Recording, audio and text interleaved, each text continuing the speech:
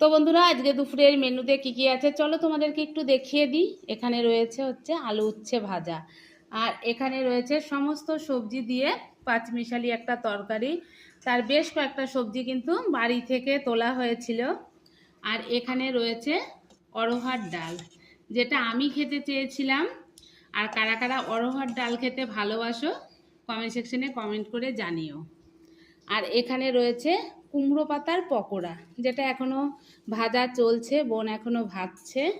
আর এদিকে কি ঢাকা রয়েছে, এদিকে রয়েছে আলু সিদ্ধ আর কচুর শাক। তো এরকম শাক পাতা খেতে আমার মতো কে কে ভালোবাসো জানিও। আমি কিন্তু বাড়িতে এলে এই জিনিসগুলো খাই আর তোমাদের সঙ্গেও শেয়ার করি।